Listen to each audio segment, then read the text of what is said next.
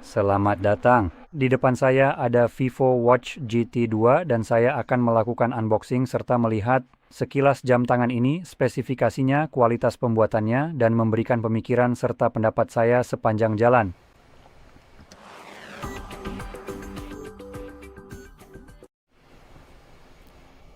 Oke, jadi mari kita langsung saja. Saya ingin berterus terang tentang hal ini.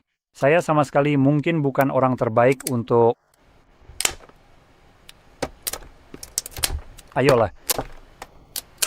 Nah, itu dia. Untuk mungkin membicarakan hal ini, karena ini sebenarnya bukan bidang keahlian saya, tapi mari kita bahas saja selagi saya di sini. Itu hampir jatuh, jadi Anda mungkin harus berhati-hati saat membukanya sendiri. Oke, bisakah saya menyalakannya hanya dengan... Apakah hanya ada satu tombol? Sepertinya begitu. Oh, nah itu dia. Bagus.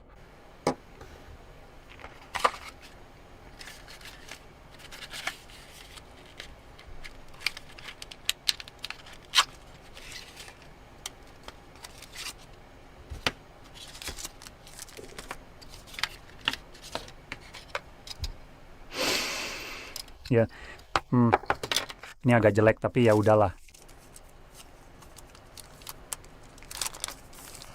Jadi, ada beberapa hal yang menurut saya agak mengganggu di sini. Pertama adalah tali ini. Nah, rasanya enak. Ini cukup kokoh. Ini sedikit lebih melar daripada yang saya inginkan. Mungkin, nah itu dia, Anda bisa melihat detailnya. Tapi alasan saya pribadi kurang menyukainya adalah karena ini menggunakan mekanisme penjepit khusus.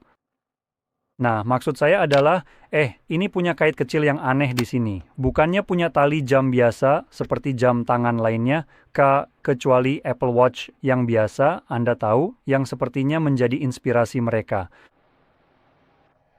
Oh, gila, wah, itu umpan balik haptik yang luar biasa. Wah, gila. Rasanya luar biasa banget. Ngomong-ngomong, mari kita pasang itu yang ternyata memang cukup mudah dipasang. Nah, sudah. Apa yang sedang kamu konfigurasi?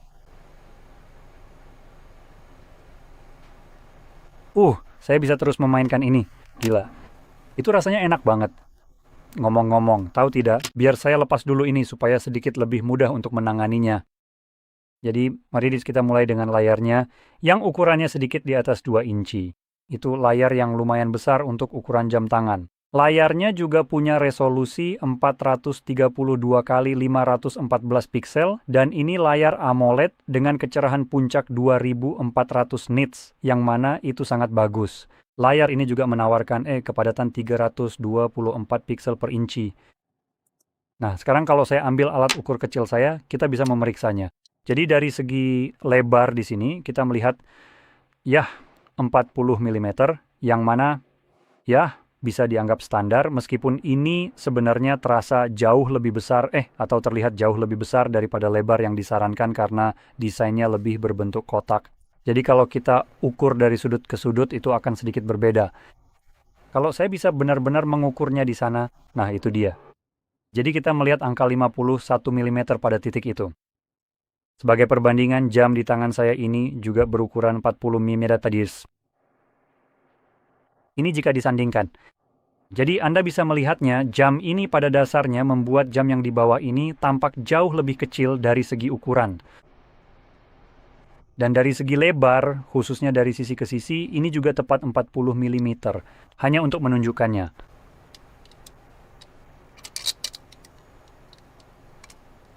Nah, ini dia 40 mm. 40 mm. Namun rasanya atau tampilannya seolah-olah berada di dua dunia yang benar-benar berbeda, dalam hal ukuran. Jadi, ingatlah hal itu saat memilih jam tangan seperti ini. Jam ini akan terasa sedikit lebih besar di pergelangan tangan Anda karena desainnya yang seperti ini. Tapi karena itu, Anda mendapatkan layar yang cukup bagus, ukurannya sangat besar, yaitu 2 inci, dan selain itu, bezel di sini benar-benar minimal, yang bisa Anda lihat dari di mana huruf-hurufnya terpotong. Disitulah batasnya. Kelihatannya keren banget. Saya harus akui, dari segi tampilan, ini terlihat keren banget. Sekarang, ada hal lain yang perlu disebutkan di sini. Baterainya berkapasitas 596 mAh atau tepatnya 95 mAh yang mana Anda tahu tergolong kecil untuk jam tangan seperti ini sejujurnya. Dan saya tidak tahu seperti apa daya tahan baterai sebenarnya di sini karena saya belum menggunakan jam tangan ini. Dan GSM Arena, tempat saya mendapatkan informasi ini, tidak serta-merta menyebutkannya. Jadi ya. Dan selain itu, Anda tentu mendapatkan akselerometer, giro, detak jantung, kompas, oksigen darah, jadi semua yang Anda harapkan bersama dengan berbagai macam mode untuk olahraga dan sebagainya. Nah, perlu diingat jika berbicara soal jam tangan, semoga Anda sudah tahu ini, tapi kebanyakan jam tangan tidak terlalu akurat. Jadi, yang saya temukan atau dari apa yang saya lihat, belum saya tes sendiri, ada seorang pria yang membuat video di YouTube. Demi Tuhan, saya bahkan tidak ingat apa nama videonya. Tapi orang nekat ini memutuskan untuk menguji sebagian besar jam tangan pintar yang ada di pasaran. Dan, kelihatannya yang mahal bukanlah yang kinerjanya paling bagus.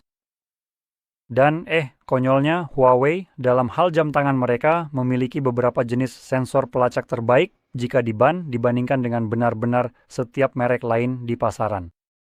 Jadi jika Anda mencari sesuatu yang sangat akurat dalam hal menghitung langkah Anda atau kadar oksigen darah, detak jantung, dan sebagainya, Huawei mungkin dari kelihatannya adalah yang terbaik dalam hal itu. Tapi saya sarankan untuk memeriksanya sendiri agar lebih yakin, tapi itu sesuatu yang menurut saya cukup menarik. Nah, ini sepertinya sudah cukup jelas, tapi coba saya periksa sekali lagi dengan cepat ya, karena jujur saja saya agak sulit untuk langsung mempercayai hal ini begitu saja.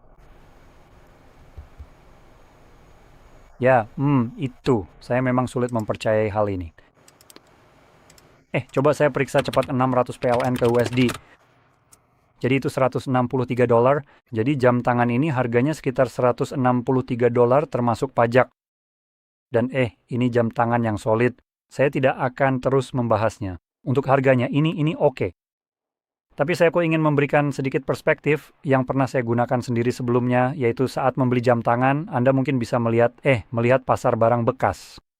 Jadi jika Anda tidak terlalu memikirkannya, saya misalnya membeli Samsung Galaxy Watch 6, seingat saya, yang berbentuk lingkaran tepat sebelum mereka membuat yang berbentuk kotak melengkung, di mana bodinya berbentuk lingkaran, tetapi layarnya, bodinya berbentuk kotak, sementara layarnya berbentuk lingkaran.